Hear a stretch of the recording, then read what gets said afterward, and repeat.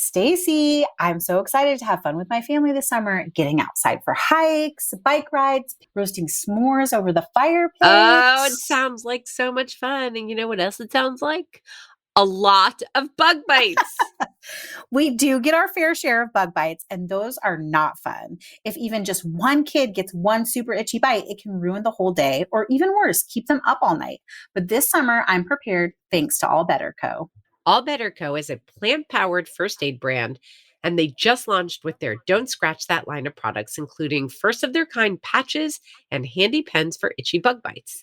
The company was founded by two moms who wanted to make all-natural plant-powered topical solutions that are safe for everyday use and also powerful enough to actually work, calming bug bite irritation and inflammation. I'll be carrying All Better Co.'s Don't Scratch That kit on every adventure this summer. Their kit includes their Don't Scratch That pen, which is made with just enough premium hemp-derived CBD to soothe the skin, making it easier for us to heal ourselves, and Don't Scratch That patches to seal in the relief and protect bites from scratchy little hands, and they're infused with soothing tea tree oil, so by the time you take them off, there's nothing to scratch. The patches are individually wrapped for on-the-go use, but are also great for nighttime. An added bonus is that both products don't just make the itch better, they nourish your skin with moisturizing ingredients like jojoba and coconut oil. Used together, the All Better Co. pen and patch are a powerful duo that you can bring anywhere summer fun takes you. Learn more about their premium hemp-derived CBD at allbetterco.com. While there, use our exclusive code DIJFY20 for 20% off any product. That's allbetterco.com, code DIJFY20 for 20% off.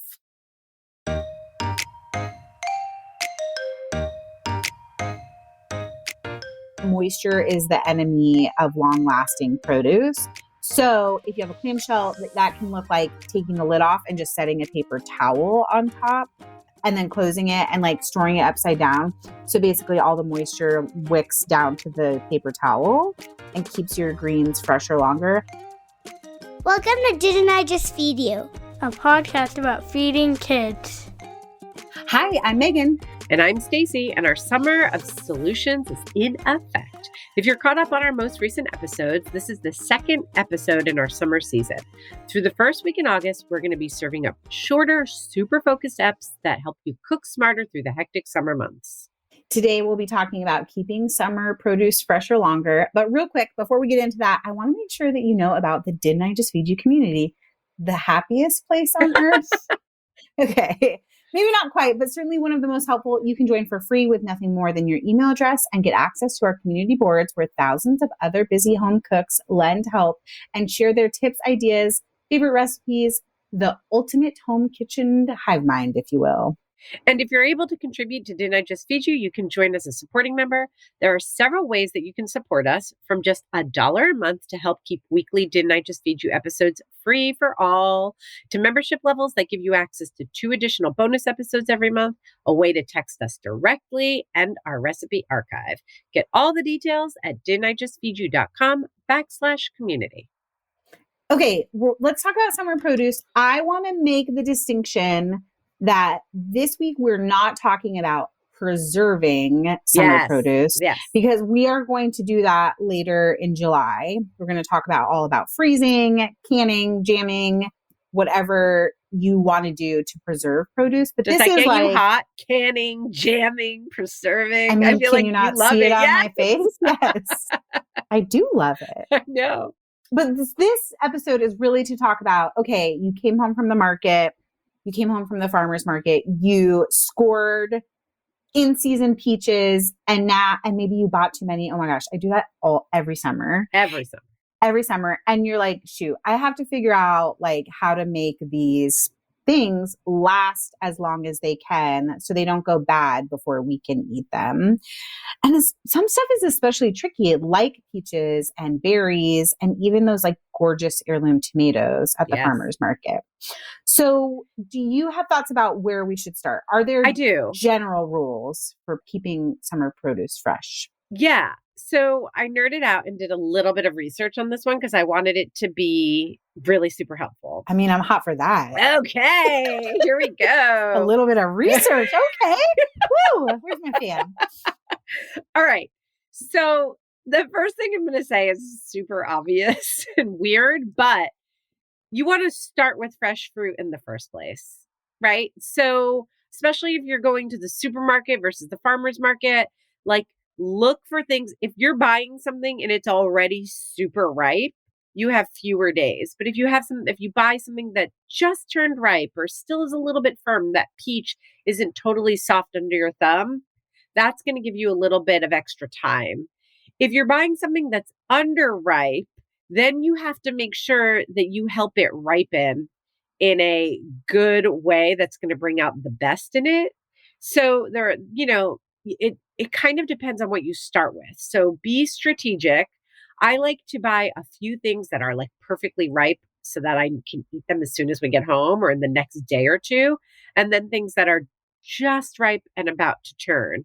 But those are the products that you're going to have to think about. And the three things that you think about, according to the data, are temperature, ethylene, which we'll talk about, and airflow. Temperature is really interesting. We can talk about things as we go through specific summer produce about like what you keep in the fridge versus what you keep in on the counter. But then you also want to think a little bit about where in your fridge you keep things. We talked about this during the pandemic, Megan, that we recommended that people crank their fridge up just a notch because the colder the fridge, the longer the produce would stay. And everybody was like, we don't know when we'll be able to go to the supermarket again. Right. That's still great advice, although summer produce is much more delicate. Right. So tomatoes, we're going to myth bust on this because people used to say you can't put them in the fridge at all, ever, never, never. And that is not right. Correct. That is not right. You can sometimes. Fresh herbs are really great. But with delicate summer produce, you do want to make sure that your fridge isn't freezing cold.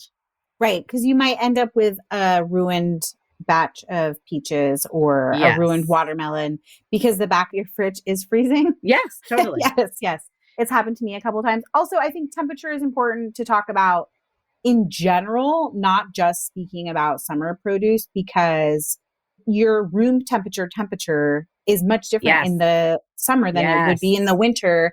And so you need to have some different strategies for storing even the basics that are like maybe not as seasonal, like sweet potatoes and onions and all of that stuff. Totally. So the general rule of thumb is that the top part of your fridge and the back of your fridge are the coldest. So the middle is a great place to store like herbs or more delicate produce. And then thinking about a lot of fridges now have temperature control in the drawers. Right. So thinking about how you use that. Ethylene is something that I mentioned, especially if you're going to be using your produce drawers, you want to think about this. Any produce that you're going to put together, whether in a produce drawer or in a bowl on the counter, you want to group like high ethylene producers and low ethylene producers. So ethylene is a gas that some fruits, such as apples and bananas, naturally release. It actually hastens the ripening process. Okay, so if you put bananas, which emits a lot of ethylene, with, I don't know, lettuce or broccoli, ethylene a lot of times sensitive. You see it with the avocado. They're like, ooh, this is how you ripen your avocado quickly, is put it in a bag with a banana. Yes. So like that's to help it ripen. But when you have things that are ethylene sensitive, greens, lettuce, broccoli, what you're actually going to do is cause that to ripen and eventually rot faster. So you want to keep those things separate. Airflow, we talked about. Airflow is just, produce that keeps best at room temperature needs air circulation. And plastic bags are actually great for produce that you want to keep in the fridge. It actually reduces premature spoil. So even if the bananas or potatoes or onions you bought came in a perforated plastic bag, those are the high ethylene. They're going to last longer if you take them out and let them breathe. Whereas the other things you do want to keep in a plastic bag, and we'll get more specific as we go. But that's what you just want to be thinking about. You want to be thinking about the temperature, the ethylene, and we won't get too detailed. It's just like bananas, apples. Like there's just a couple of like real culprits, if you will, that you want to be mindful to keep separately. And then that good airflow, what you want to keep out in the open and what you want to keep in a bag. We should be able to link to some resources too. So we don't have to go over like a extensive chart of things to store together or separately. You mentioned, and I know I brought them up too, but like onions, potatoes, bananas, and I don't really think of those as summer produce. So can we talk specifically? Let's start with tomatoes. Yes. I want to talk tomatoes, peaches, melons, berries. Okay. Because that's all the stuff that also just seems to go faster, right? I agree. Tomatoes. Quite controversial. You know, for a long time, food media was like, never, ever put your tomatoes in the fridge.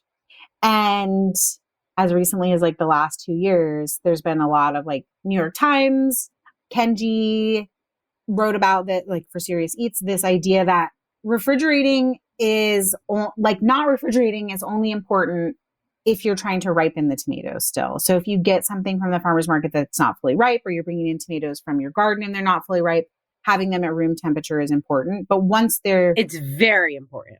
Yes. Yes. That's where you want to keep them. Yes. But once they're ripened, they can go in the fridge. And this whole thing of like, oh, if you put them in the fridge, they won't taste as great.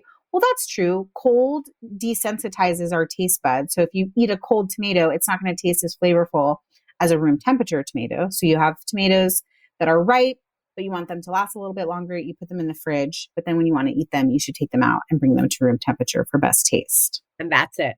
The one thing that you want to know about tomatoes, whether they're on the counter or in the refrigerator, is to store them upside down.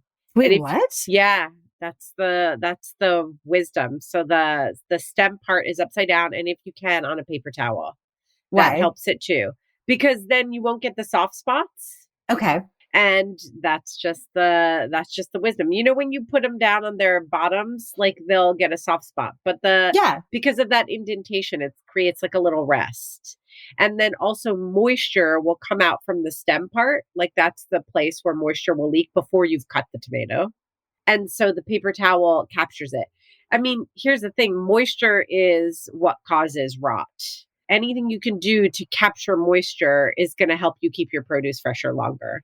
So upside down in a paper towel is ideal on the counter, at the apex, put it in the fridge, and bring it to room temperature. I'm so glad you brought that up. Yes. I don't know why it's so cute to me to picture the little tomatoes on their paper towel bed, like turned upside down. They're like, I'm just going to take a little rest while I ripen. Okay. So what about peaches? Because even though peaches and tomatoes are not related, I think of them as sort of the same sensitivity and like the same ripening thing. Like I will keep unripe peaches out at room temperature together. And then when they're ripe, move them to the fridge for eating. Yes. The one caveat there is that a lot of people recommend that once it's ripe and you put it in the fridge, you also put it in a loosely sealed plastic bag. Ooh, interesting. Okay. And that will help give you a little bit of time. But you also probably want to make sure that they're dry before you put them in a plastic bag, Yeah. even if, you know. Yeah.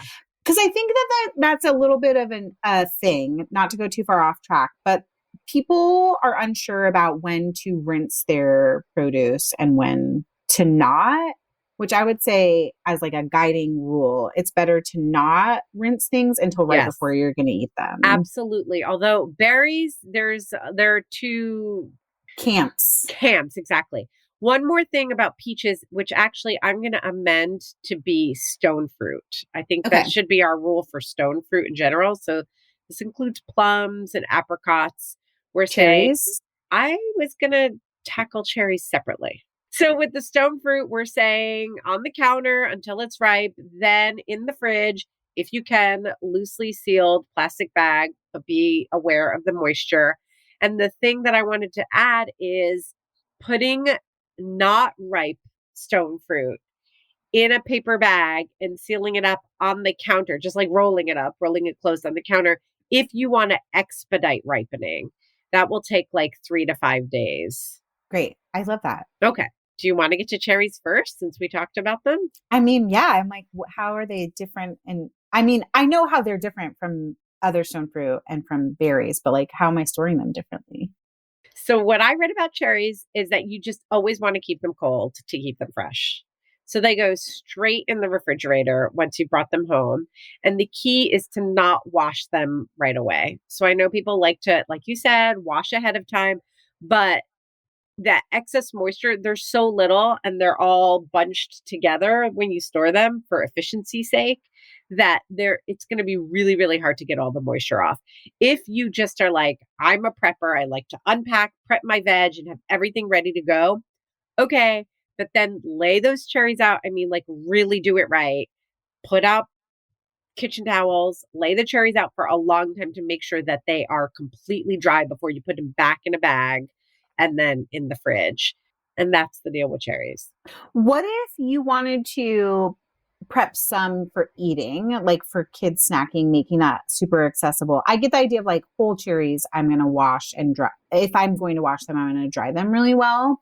But would you say the best advice is like to maybe only dry and pit what you can eat within a day? Yeah, for sure. Okay. For sure. I mean, and that's great. And absolutely, we're not discouraging you guys from doing that stuff, but we're talking about when your mindset is about keeping the produce as fresh as long as possible. Yeah.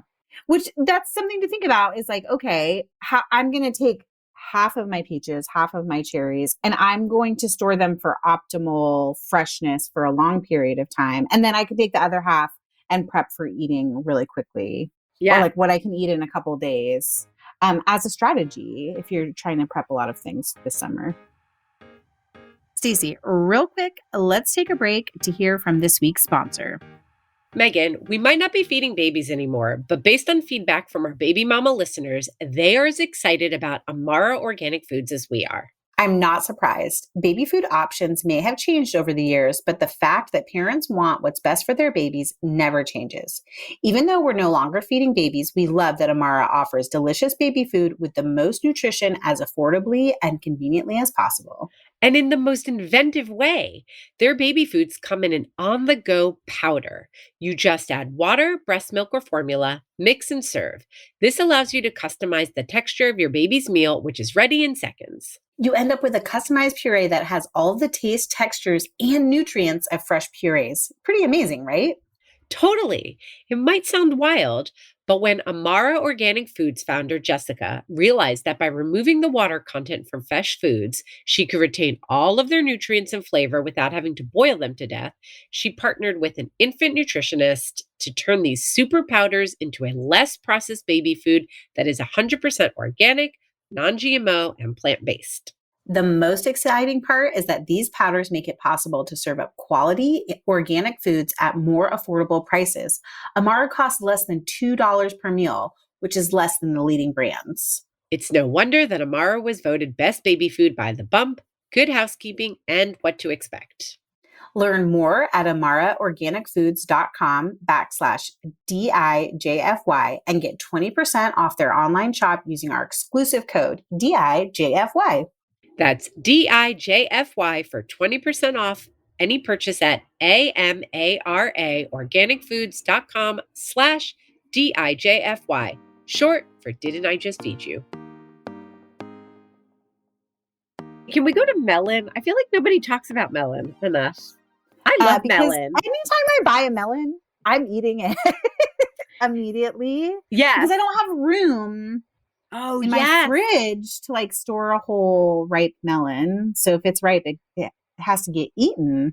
Okay, so that's funny because I keep my melons on my counter because of room. Like I'm not even thinking about keeping it fresh. And then inevitably I let it sit. And then I'm like, oh my gosh, this is so ripe. Like I've actually cut up melons that are so ripe that they are too sweet. You know, they get that like crazy sweet, soft texture. Yeah. It's like they're on the edge. Yeah. I don't mind that. My kids are like, oh, no, heck no. If it's like to that sandy point of ripeness, it's a no for me. Beyond. It's agua fresca at that point. Yes, totally. But anyway, that's the deal. You do want to leave melons. They're a lot like tomatoes in that way, where you want to leave them at room temperature until they're ripe. And then you can pop them into the fridge whole before you've cut them. And they will keep about 10 days at a cold temperature. But again, like the tomatoes, you put it in the fridge right when it's ripe. And then you take it out when you're ready to eat it because you've extended the ripeness. You've extended the life of the fruit. but you want to get it back to room temperature when you eat it again. In my opinion, that's going to bring out maximum flavor, just like with the tomato. Yeah, I got to tell you, I love cold melon though. I do too. Like I like cold watermelon, but sometimes I like cold melon if it's ripe and then I've cut it up and then I put it back in the fridge. And I like those cold chunks. Yeah. But when I'm cutting it up like whole, like if I've taken a whole cantaloupe and I've put it in the fridge to like make it last longer and I want to eat it right away out of the fridge and cut it up for the first time, I do like to bring it back to room temperature. That But is then I'll very take particular. leftovers. I know. And then I'll put the leftovers in the fridge and then the chunks can be cold. Okay. Isn't that weird? This is going to be an interesting thing. I wonder if people respond like on Instagram or in the community, like how, because it's very specific and it's totally an aside from like how to store produce. It's like how to eat your Yes, summer produce totally. for the How do most your kids optimal. like? Cold. They're cold melon kids. It's like a band. That's their band's name. Yeah. So Mike doesn't like melon at all.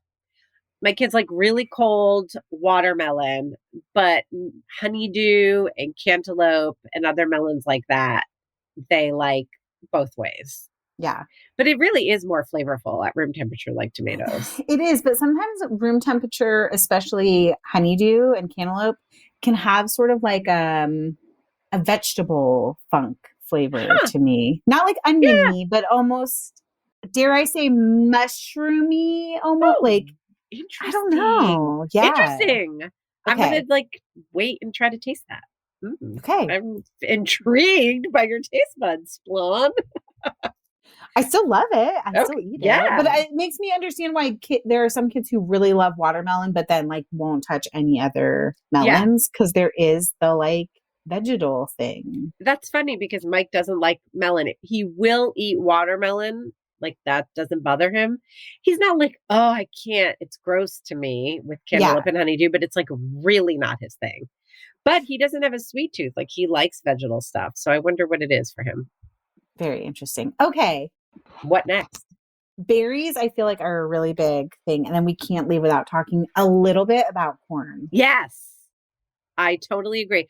And can we also just talk about leafy greens? Even though that's a little more evergreen, I do feel like in the summer, those big piles of leafy greens are so tempting for all the salads we say we're going to make. Maybe do, maybe don't. I make a lot of salads in the summer. Does my whole family eat? Does my whole family eat salads in the summer? Not necessarily, but I like. But you like them, okay? Yes. But are you buying the leafy greens at the? I know you love a bagged salad. I love a bagged salad. I love a clamshell of like baby kale or I'm really into this baby romaine mix that's like red leaf. But in the summer when there's like the big there's Bib lettuce, like the big gorgeous heads of lettuce. Whether we're using them to do wraps or for salads, I buy them all the time. Yeah, and even mixed greens in the spring and summer from the farmer's market. I feel like they're more flavorful. Yeah, so I agree with you. Arugula, so okay, let's just talk about leafy greens because we're here. We're here. We went there. We've arrived. Let's talk about it. So how do you store your farmer's market? Not the pre-washed clamshell or bag salads. How do you store your greens? Just being really honest, in the bag.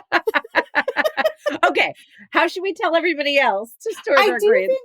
We have this great tip that we shared on Instagram before where it's like if you have a clamshell, and I think that this also works in a different way for a bag, which is just this idea that moisture is the enemy of long-lasting produce. So if you have a clamshell, that can look like taking the lid off and just setting a paper towel on top. Yes. And then closing it and like storing it upside down. So basically all the moisture wicks down to the paper towel and keeps your greens fresher longer. I do think that you can do the exact same thing with a bag, like line the side of the bag with paper towels and then store it on that side. Can I add something to that before we go on to another method? Which is that there is also this phenomenon where if you put the paper towel in the bag or in the clamshell, whatever it is, and you again keep leaving them for a long time, which happens, greens can over dry. Yes. which does cause wilting. And if you start to see that happen, it usually happens in little spots. And you can just go in and pick out any like slimy leaves or leaves that are turning brown so that that doesn't create even more moisture that creates a domino effect. You can kind of just like tend to your greens here and there, and that will actually give you a couple more days. Yes. The other method I was going to mention, you see a lot with stemmed herbs like parsley, cilantro, etc., is like laying out the greens on a long stretch of paper towels and gently rolling them up onto each other in sort of like a cinnamon roll style, and then storing that within a loosely sealed bag. You don't want to, like a lot of, I think there's a temptation, especially with hardier greens like romaine, to like wash and then store them that way. I don't do that because I think you just wash before eating as habit for everything is easier to remember. Like, oh, did I wash this? Yes, did I wash totally. this? And there's always the chance that you didn't dry your romaine well enough, and then you get it wrapped up in a paper towel and it's going to rot with any excess moisture on it. Right. So it's like the cherries. If you really, really want to wash your greens ahead of time, you need to get them really, really dry if you want them to last, if that's your goal. But yeah, that's exactly right. I mean, if you keep your greens, like if you come home from the farmer's market, you're not going to prep, you're not going to wash, you're not going to do anything. Sealing them in a zip top plastic bag and putting them in the fridge is great. Adding that paper towel is great. And then just kind of keeping an eye on them. Yes. Every time I go into my greens, I'm like checking for baddies. I'm like, oh, you're a little yellow. Get out here. Because I love that. I love the vision of you doing that. Yes. You're like, I'm here for coffee, but hold on. No, Are there any like, little baddies? I know. Like I'm making a salad. I'm like, okay, are there because I feel so bad to fully admit this, but I feel like hopefully it's relatable. As soon as there's like a little pocket of slimy greens, like especially with spinach, especially with arugula, I'm out. Like that's it. I'm done. I've already in my mind that whole entire clamshell is rotted. So I have to like be on it so it doesn't get to be big enough rot for me to be like the whole clamshell is going in the trash. It's being burned. Get rid of it. That's so funny. I bet my kids wish I was more like you. I don't know. There's like, I don't think of myself as being particularly frugal isn't really the right word, but whatever this is that I'm about to describe. But there are some ways that I feel like, you know, I'm like a child of wartime, or maybe it's an immigrant kid thing. I don't know. It's something. But I will literally like dump out the greens and like pick out all the slimy ones. And I'm like, this is good. The rest is good. And like one time I remember I was picking out the greens and like nothing was left. And Isaac was like, dude, you picked out more than half. Like, this is done. This is over. And not only that, like, even if you serve it to me, I'm not going to eat it. Like, those greens were over. And I was like, no, wait. I'm Isaac. Yeah. Like, once I know, I can't unknow it. And so then I'm like trying to eat the salad, even if the greens are clean. Like, I've picked out all the bad parts. I've rinsed them and dried them. I'm like, was that like a little slimy bit in my mouth? It totally turns me off. That's amazing. Okay, corn and berries. Yeah, I think we should talk about berries. I really only have one thing to say about corn. All I want to say about corn is anytime you can store it in its husk, it's going to last longer, which I know is like disappointing because it's such a mess to remove the husk. And like a lot of grocery stores provide a giant trash bin for you to like husk into. Yep. So then you can like take your husked corn home. It just doesn't keep as well that way. Like nature made it its own packaging for it to last a long time in, and you should just keep it in that. There you go. That's what I had to say too. The one thing I did read was that some people say that you should put your corn in a plastic bag and then in the fridge. Either way, the husk is the first original plastic bag. All right. So berries. Yes. All the berries. Who's going to start? I want you to start. Are there categories of berries? Are we talking specifically about the like big three? Yeah. Okay. I think that's what I'm thinking about. But then there's also like, I don't know, gooseberries are a little bit different. I think, think about anything that fits in the strawberry, blueberry, raspberry category. Great. So boysenberries count, or marionberries if you're out in Oregon. Wide, flat container helps so that they're not too piled high on each other, because that's when there's more moisture. Also, that's when one goes moldy, you've seen that in the berry container, and then it catches on and it clumps Yes. together. So wide, flat, lined with a paper towel, also great to help absorb excess moisture. Then you want to cover with a lid, but instead of sealing it shut, loosely lidded fid actually helps better because it keeps it sealed enough, but there still allows excess moisture to escape. Because berries are smaller, because they pile on each other, there's just much more higher, and they're a higher moisture fruit, and they don't Right. have any like thick skin. You can't completely eliminate moisture. So a little bit of breathing room, we talked about space and airflow at the top of the episode, really matters here. So that's the rule of thumb. Wide, flat container, lined with paper towel, loosely fitted lid in your fridge. I also, though, do the pre-wash on berries sometimes. Okay. So I've heard, this was something that we learned when we spoke to Ro, and she spoke to us about the jar method, Right. which is an old school method of keeping produce. A lot of people who swear by the jar method actually cut up and prep all their produce. And the idea is to cut it up, prep it, get it as dry as possible, and then put it in a glass container with a tightly fitted lid that can be like metal, glass. Also, I've never seen a glass lid with a Plastic. glass thing, but a Yeah. plastic lid. Right. And that people swear that this keeps so much of their produce, not just berries, fresher for weeks in some cases. Yes. I've only really tried it on berries, and it really does work. Where you wash all your berries in a solution of 3 cups water to 2 tablespoons of white vinegar. And the idea there is to kill any kind of mold or bacteria that might be lingering on your berries from just being out in the field. Okay, so I literally take a big bowl, I put in the water and the vinegar, and then I dunk all my berries, and I let them sit there for like 10 or 15 minutes to let the solution work and like really soak in there. And then you have to dry the berries. But again, this is serious. It's like we said about all the other fruit. When you're going to pre-wash, you must really dry them. So like I line, my whole kitchen counter is covered with kitchen towels. I pour the berries out. I pat them dry. They're in a single layer, and I leave them to air dry for like a couple of hours because I really want them to be dry. And then I put them in the container, sometimes without even the paper towel, but you can add the paper towel too, but you don't want them to dry up too much. And then the loosely fitted lid and put them in the fridge.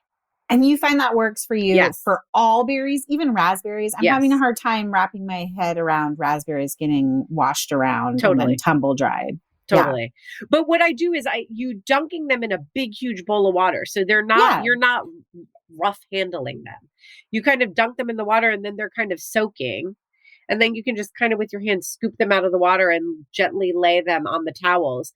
And that's where with strawberries, you could take a second kitchen towel and kind of roll it on top and help accelerate that drying process.